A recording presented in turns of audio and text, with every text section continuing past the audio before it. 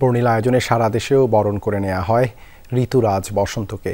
কোথাও ছিল সাংস্কৃতিক অনুষ্ঠান, কোথাও আবার বসে মেলা। বাঙালি সাজিয়ে উৎসবে মাতে নানা বয়সী মানুষ। বসন্ত উৎসবে বাড়তি মাত্রা যোগ করেছে ভ্যালেন্টাইন ডে।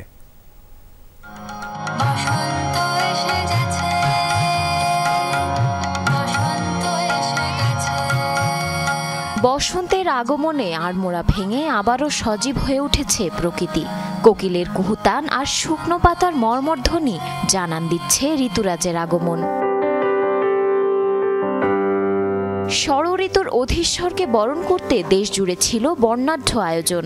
খুলনা বিশ্ববিদ্যালয়ে বাসন্তীর সাজসজ্জায় নাচে গানে আনন্দ উচ্ছ্বাসে আমন্ত্রণ জানানো হয় বসন্তকে। শীতের রিক্ততায় প্রকৃতি যখন মলিন, জনজীবন যখন ওষ্ঠাগত, তখনই প্রকৃতি মাতা তার মলিনতাকে ভুলে বসন্তের আগমনী বার্তা নিয়ে এসেছে প্রকৃতিতে। মানুষের মনেও যে রংটা লেগেছে সেটারই প্রতিচ্ছবি আজকে আপনি দেখেন। এখানে কত রঙের, কত মানুষের মিলন ঘটেছে। নাচ গানের মধ্য দিয়ে চট্টগ্রাম নগরীর পাহাড়তলির শহীদ ওয়াসিম আকরাম পার্কে বরণ করা হয় বসন্ত ঋতুকে। আয়োজনে ছিল বোধন আবৃত্তি পরিষদ। উপভোগ করেন সংস্কৃতি প্রেমীরা। সবাই হলুদ লাল পোশাক পরেছে, খুবই ভালো লাগছে। উৎসবটা দেখতে খুবই আনন্দ লাগছে। আমার এখানে এসে খুব ভালো লাগলো। আমি এখানে নাচ দেখেছি, গান দেখেছি, অনেক কিছুই দেখছি। ফাগুনের হাওয়ায় মেতে ওঠে নেত্রকোনার বিভিন্ন বয়সী মানুষ। অনেকেই ক্যামেরাবন্দি করে রাখেন মধুর ক্ষণটি। অনেক ভালো লাগছে।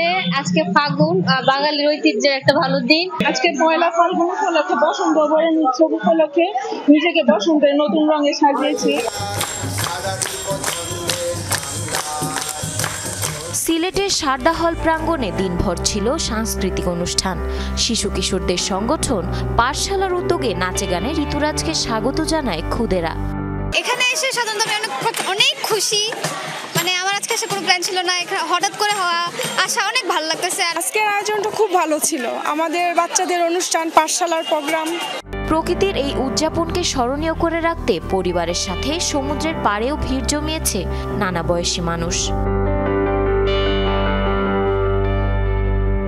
এবার পহেলা ফাল্গুনের সাথে ভ্যালেন্টাইন ডে হওয়ায় উৎসব উদযাপনে যোগ হয়েছে আলাদা মাত্রা।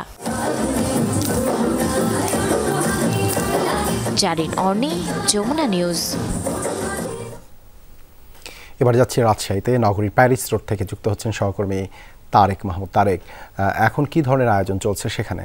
দেবাশিস, এখন পর্যন্ত রাজশাহীর বিভিন্ন অঞ্চলের যারা মানুষ রয়েছে, বিভিন্ন এলাকার এবং রাজশাহী বিশ্ববিদ্যালয়ের শিক্ষার্থী সহ রাজশাহীর আশেপাশের জেলাগুলো থেকে আসলে এই প্যারিস রোডটি, এটি একটি খুবই ঐতিহ্যবাহী একটি স্থান রাজশাহী বিশ্ববিদ্যালয়ের। এবং এখানে দূর দূরান্ত থেকে কিন্তু মানুষ, পরিবার পরিজন, প্রিয় মানুষদের সাথে, বন্ধু বান্ধবীদের সাথে কিন্তু তারা এসেছেন। এসে আমি যতটুকু দেখতে পাচ্ছি যে রাজশাহী বিশ্ববিদ্যালয়ের বসন্ত বরণ এবং ভালোবাসা দিবসের যে উৎসবে কিন্তু মেতেছে এখানে ছোট বড় সকলে। এবং আজ বিকেল থেকে ফাগুনের সাজে সাজে ক্যাম্পাসে বন্ধুবান্ধব প্রিয়জনদের সাথে কেউ ঘুরছেন, ছবি তুলছেন। এবং আমি যতটুকু দেখতে পাচ্ছি যে এই স্থানটি আসলে বিনোদন স্পটে কিন্তু পরিণত হয়েছে এবং মানুষের ঢল নেমেছে, বিশেষ করে তরুণ তরুণীদের, বিভিন্ন বয়সের মানুষদের। এবারে বসন্ত বরণ এবং ভালোবাসা দিবসে এবং একই দিনে হয় ভিন্ন মাত্রা পেয়েছে কিন্তু। এবং সে কারণে বাসন্তী যে উৎসব সেটিও আমরা দেখতে পাচ্ছি। মেয়েদের পরনে হলুদ শাড়ি, খোপায় খোপায় কিন্তু গাঁদা ফুল এবং রং বেরঙের ফুল, সেটি কিন্তু দেখতে পাচ্ছি। এবং আমরা দেখতে পাচ্ছি যে খোপায় খোপায় যে অনেকে কিন্তু গাজরা যে পরেছেন এবং ছেলেদের পরনে হলুদ অথবা সফেদা রঙের যে পাঞ্জাবি, হলুদ পাঞ্জাবি, এমন বাহারি রঙের যে পোশাক পরে আজকে এই রাজশাহীর বিভিন্ন বিনোদন কেন্দ্রের মতো রাজশাহী বিশ্ববিদ্যালয়ের যে প্যারিস রোড, সেটি কিন্তু একদম এখানকার বিনোদন স্পট হয়ে উঠেছে বিকেল থেকে। এবং আমরা যতটুকু দেখতে পাচ্ছি যে এই ঘোড়ার ফাঁকে ফাঁকে কিন্তু অনেকে তাদের মোবাইল দিয়ে, ক্যামেরা দিয়ে সেলফি তুলছেন, ছবি তুলছেন। এবং সকল বয়সের মানুষজন এসেছেন পরিবার পরিজন নিয়ে। বলা যায় যে এই স্থানটি রাজশাহী বিশ্ববিদ্যালয়ের প্যারিস রোড। এখানে বসন্তের খবর জানাচ্ছিলেন আমাদের সহকর্মী তারেক মাহমুদ রাজশাহী থেকে। আমাদের সঙ্গে আরেকজন সহকর্মী বরিশাল থেকে যুক্ত রয়েছেন কাউসার হোসেন। কাউসার, ষড়ঋতুর অধীশ্বরকে বরণে বরিশালে কি আয়োজন চলছে?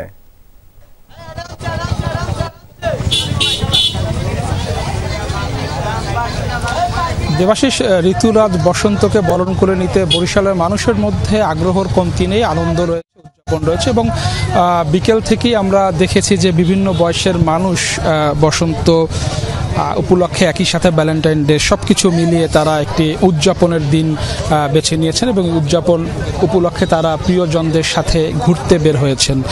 যেহেতু আজ পবিত্র শবে বরাত, এই উপলক্ষে এবছর কোনো শিক্ষা প্রতিষ্ঠানে আনুষ্ঠানিক কোনো বসন্ত বরণ অনুষ্ঠান হয়নি, কিন্তু প্রতিষ্ঠানের পক্ষ থেকে জানানো হয়েছে যে শবে বরাতের পরে যে কোনো একদিন সেই বসন্ত বরণ আয়োজন করা হবে। কিন্তু দিনটি উপলক্ষে সাধারণ মানুষের মধ্যে আগ্রহ রয়েছে, তারা প্রিয়জনদের সাথে ঘুরতে বেরিয়েছে এবং বরিশালে আসলে বিনোদন কেন্দ্র বলতেই আমরা মনে করি কীর্তনখোলা নদীর পার এবং কীর্তনখোলা নদীকে ঘিরেই বরিশালের যে সভ্যতা সেটি গড়ে উঠেছে এবং সেই কীর্তনখোলাকে ঘিরেই কিন্তু এই অঞ্চলের মানুষের আনন্দ, ভালোবাসা, উদযাপন এবং এই আজকের দিনটিতে প্রিয়জনদের সাথে সেই কীর্তনখোলা তীরের পারেই কিন্তু মানুষ এসছেন এবং যত সময় গড়াচ্ছে ধীরে ধীরে কিন্তু এখানে মানুষের সংখ্যা বাড়ছে এবং কেউ তার পরিবারের সাথে আসছেন, কেউ তার প্রিয়জনের সাথে আসছেন এবং বিভিন্নভাবেই নানাভাবে বরিশালের মানুষ